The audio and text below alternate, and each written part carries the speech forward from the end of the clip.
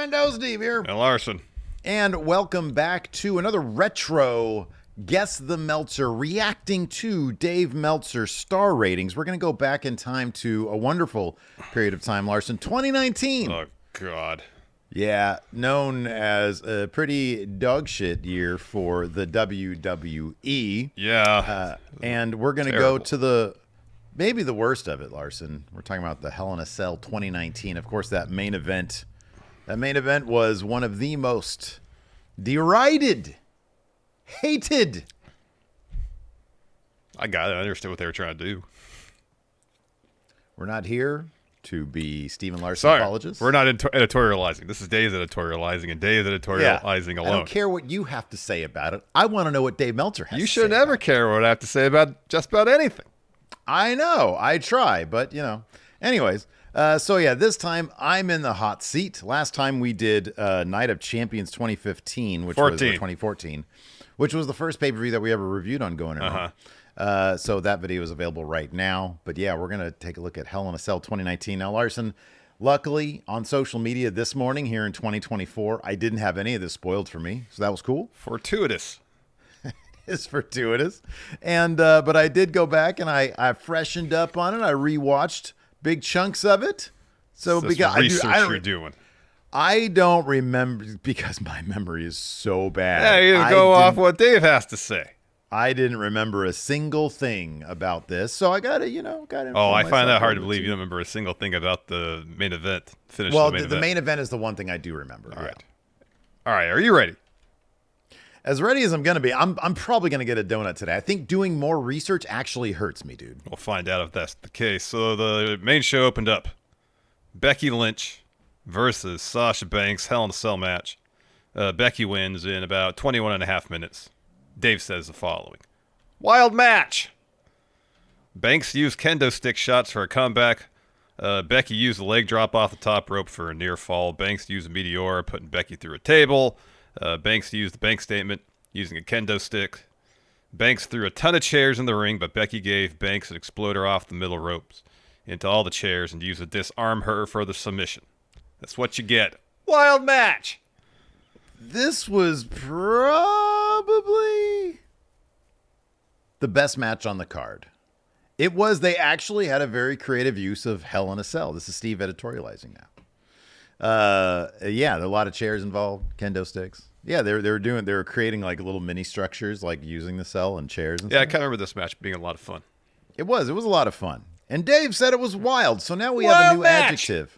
Now we have a new adjective to add to the Meltzer lexicon. Now, I don't know if this has changed over the past 5 years, but, add this to insane, excellent, good, I just very had an good, idea. Great. This is what we need to do.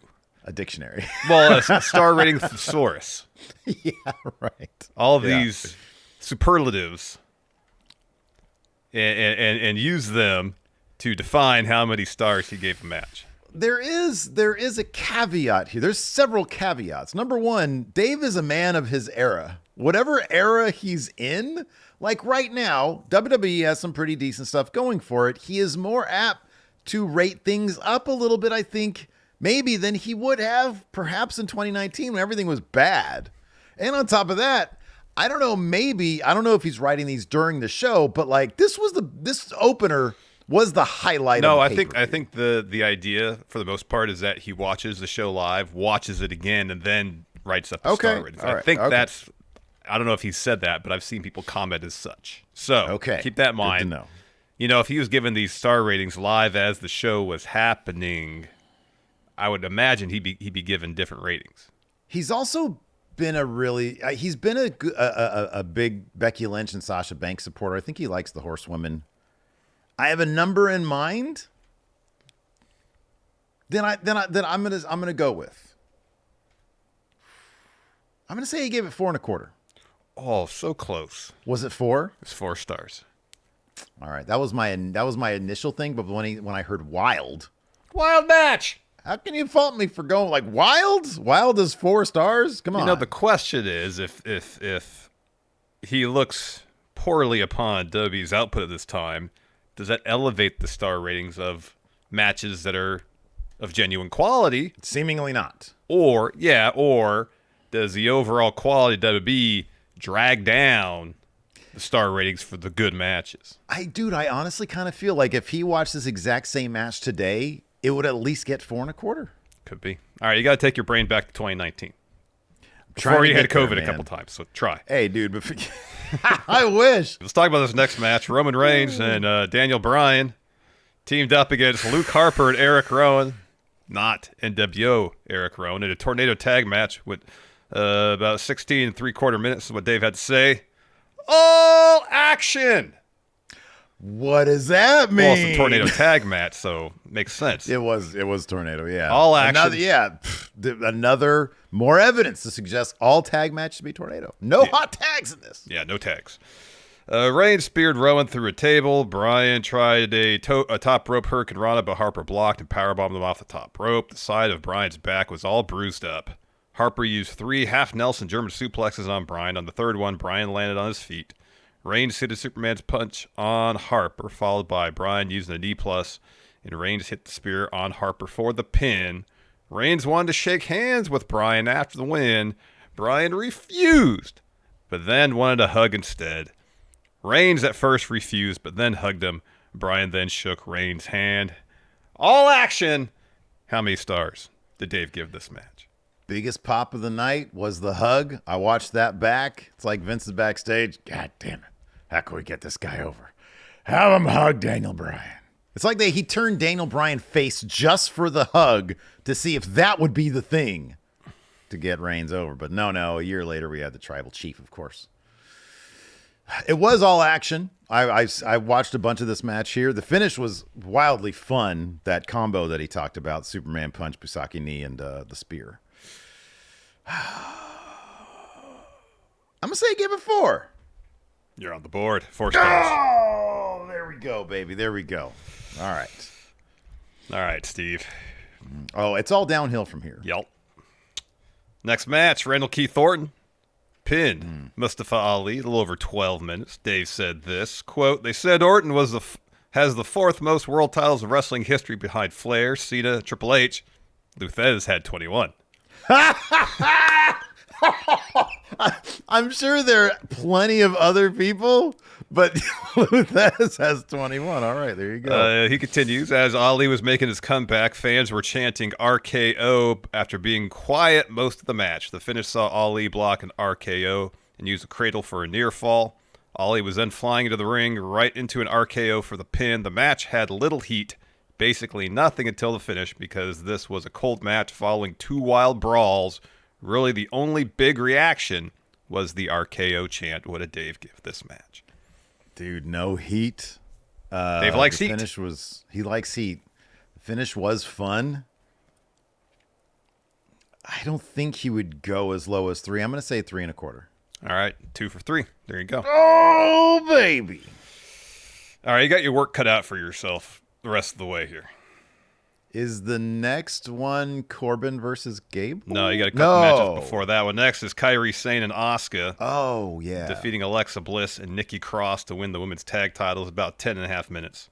Not a long ride up here.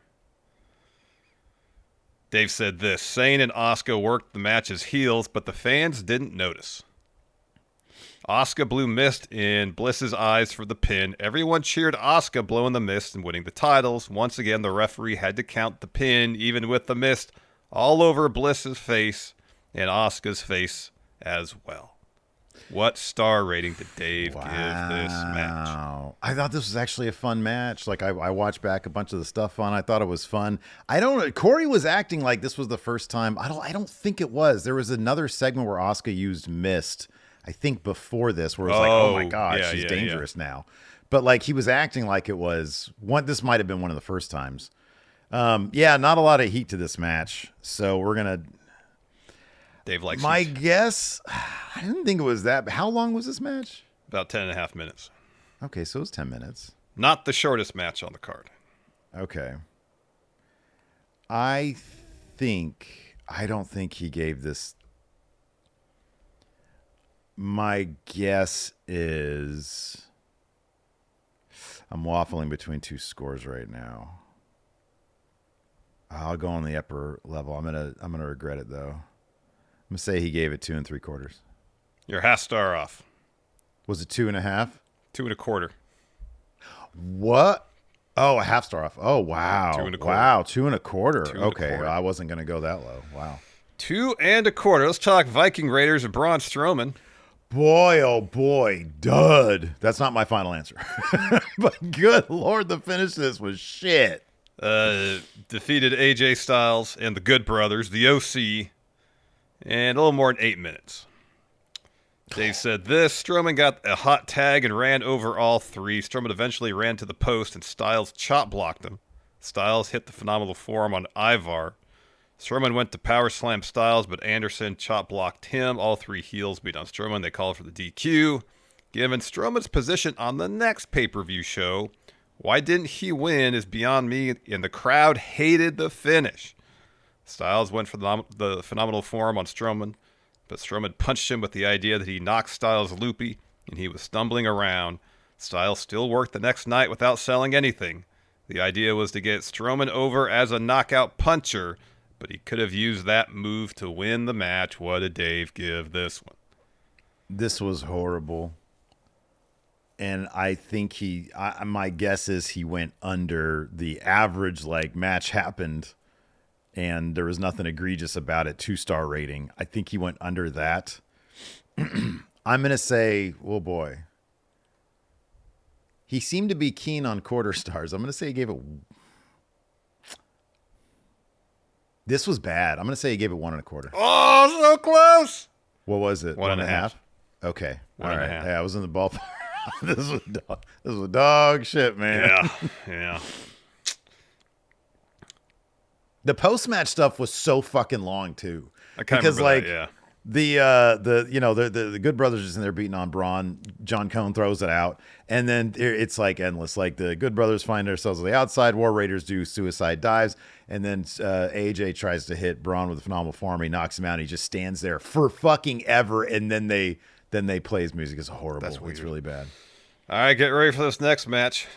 Chad Gable pinned King Corbin about 12 and a half minutes. Quoth the Meltzer, "This was just the worst." Okay. The whole match was trying to get the Shorty Gable name over. Mm-hmm. The announcers became unbearable having to do that. It wasn't even Shorty Gable, it was Shorty G. At this point, it was Shorty Gable. Really? Yeah, and then he officially made the transition. See, my guess was this was coming out of the Shorty G phase. Did it precede Shorty G? But maybe it did, because I thought Shorty G was in front of a crowd, or was Shorty G in front of, because this was only 5 months away from pandemic. Yeah. Was Shorty G in front of Thunderdome, or I thought it was before that? I thought so too, but I could be wrong. All right. Dave continued, Corbin did it for heat right before the match. The crowd was dead during this match past an STD chant for Corbin. Did you catch an STD chant for Corbin? I didn't watch too much of this match, just the finish and the replay. Gable then got the pin with the schoolboy. Announcer Rich Hamilton said, "The winner, Shorty Gable." Yeah. Gable hardly got a chance to celebrate his fluke win since Corbin jumped him, beat him up, and threw him into a garbage can. The worst part of Gable is not that this short thing is driven down your throat, but that he's out there acting like he's about to cry whenever it's brought up. I've never seen a major league company, aside from the ones who just went completely down the tubes from stupidity, and there's only a few of those so bad in the last 30 years, are so completely inept when it comes to making baby faces. What did Dave give this match? So I just confirmed on Wikipedia, without spoiling anything about Hell in a Cell 2019, this was on the road to Shorty G. It was shortly after this that he fully made the transition. Gotcha. He embraced the Shorty G character. Yeah, I remember that. Crying about it. Yeah. So this was just the worst, he says. Well, if this was the worst, the last match couldn't have been the worst, and that was 1.5 star. I'm going to say he gave this 3/4 of a star. Oh, again, half a star off. 1.25. 1.25. Oh, it was 1.25. Okay. 1.25. All right. Damn it. I should have gone a little bit lower. Okay. I mean, a little higher. All right. 2 matches left. Next. What do I got? I got 2 right now? You got 2 right now, yeah. How many matches altogether are there? 7? 8. 8? 8. Eesh. So Charlotte defeats Bayley in a little over 10 minutes to win the SmackDown Women's title. Dave said this, quote, Bailey was cheered since they were in Northern California. The show was in Sacramento, Golden One Center. It was Golden One We Center. didn't go, though. We were watching it here. Yeah. We would have been probably watching The should Office. Office would have been The Office. Yeah, we were watching The Office. Anyways, Dave says this. She did an eye poke and worked on Flair's left knee. Flair used natural selection, but Bailey got her hand on the ropes. This match dragged as well. But really, since the tornado bit match, the crowd was just waiting for the main event. Bailey tried to use the ropes for a pin, but the ref caught her. Flair then kicked her in the face and used the figure 8 for the submission. Bailey threw a childlike tantrum after the match. Yeah, this was on the road to her Heel complete turn, right? character change. Yeah, her heel turn. Yeah, because she still had the side ponytail and everything. Does she still have the wavy, wacky, inflatable tube men at this point? I didn't watch the entrances, but I think so. Yeah, I because she believe so. She took an axe to those. axe to him, yeah. Yeah. Anyways, what Dave give this match, Steve? Can you repeat the first sentence? Bailey was cheered since they were in Northern California. Okay, hey, that's, he noticed there's some... I think the salient one here is this match dragged as well. Okay, all right. This match dragged as well. But he didn't say this is the worst. Nope. It wasn't egregiously... I didn't notice it being egregiously bad. I'm going to say that the match happened 2 stars. Oh, so close again. 2 1/4? Yep. He's really into the quarter stars today. He is into the quarters. I know, but the one time I that noticed day. that, he went half. Yeah. Dang it. All right, you ready for the main event? Yeah, I'm trying to remember what he... Because, this is one of those matches that's so infamous. I was like, do I remember what he gave? You But gotta try to get the brain working. Yeah. You really have to go back to 2019 before he had COVID a couple times. Man, I wish. 2019 was rad. Pardon me. Things were cheap. Anyways, we all know this match. Seth Rollins, Bray Wyatt, Hell in a Cell. Oh, yeah. Ended in no contest. Only 17 minutes, though. I thought it was longer than that. Felt longer. Because those damn red lights. What does Meltzer have to say about the red lights? Visually, the match was a disaster because of the red tinting. Is that his first? That's his The first line? sentence. Yeah, first sentence. Rollins used kendo stick shots early, which Wyatt did no sell spots with. Rollins did a terrible-looking pedigree, another curb stomp. Wyatt kicked out of that at 1. Rollins did another super kick and 4 more curb stomps, and Wyatt kicked out. Fans were just booing the hell out of the match at this point. It went too long. It was no fun watching with the tinting. I think they were fed up with kicking out of curb stomps and Wyatt not winning. This was just killing Rollins. Rollins nailed Wyatt with the chair of the head. It actually didn't hit the head, but it hit the ground. And Wyatt kicked out at 1. Rollins pulled out a ladder and smashed the ladder into the chair, and Wyatt kicked out. Rollins went under the ring and brought in a toolbox to smash the toolbox on the ladder that was on top of the chairs. Then he got a sledgehammer. He went to use it, but ref Rod Zapata, Jack Daddy ref, Jack Daddy. said that, quote, "You're better than this." Rollins then hit Wyatt with the sledgehammer. The match was stopped. Wyatt was lying there dead and about to be stretchered out when he popped up, unharmed, and put the mandible claw on Rollins and gave him a sister Abigail on the floor. What did Dave give this match? Now, I assume you watched the finish to this. Did I watch the finish? No, because this one I remember. One I remember. Yeah. A lot of things going against this match for Dave Meltzer. The only question is how further down. What did he say? Okay, so clearly when he said the Strowman match was the worst. No, it was the Shorty G match was the worst. The Shorty G match was this is just the worst. I don't think he was including the main event on that one. I think he was. I'm not taking him literal there. And what did that one get? 1.5? 1 1/4. Well, that was 1 1/4. Yeah. Okay. I've had this number in my head all morning, and so I'm just going to go with it. Sure. And I'll probably be a quarter off, but whatever. I think he went 3/4 of a star. Is that what you want your final answer to be? Yes. It's much lower than that, Steve. Really? Much lower. Was it a negative star rating? Yes. All right. What was it? -1. -2 stars. Whoa, dang. Wow. less than value. This was egregious times 2. Yeah, this was worse than the worst. Boy, man, maybe we got it wrong, Larson. Maybe we got this one wrong. Wrestling is subjective, Steve. Is it? Is it? Or are we effing stupid? All right. Well, I got 2 out of 8. A very weird period of time, having to go back in time and understand the weird world of WWE through the eyes of those other guys. Who, no doubt, this review came out 5-6 days after the actual event. Oh, of course. It's always the Friday after the show. So, yeah. So it wasn't hot and fresh. Not like our star ratings would have been if we did them in 2019. Right, exactly. Hey, on your feet, what do you give what would you give that main event? Oh, shit, dude. Really? Yeah. Ew. Oh, I'm so conflicted on this one. You know man. what? I probably wouldn't have given it a rating.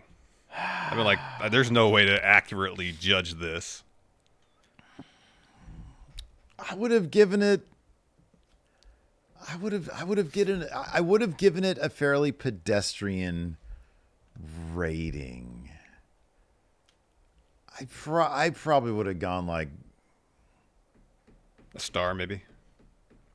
I was gonna say I would have gone like 1.5, maybe. I don't think it was completely lacking in value. There was some intrigue there. Yeah, and I thought I understood what they were trying to do. Why are you doing? We're just getting ourselves in trouble again, man. We've been pretty upfront that we didn't necessarily have a problem with the finish of this match. Oof. Yeah. The red tinting was awful. The red cage that was the worst part of it.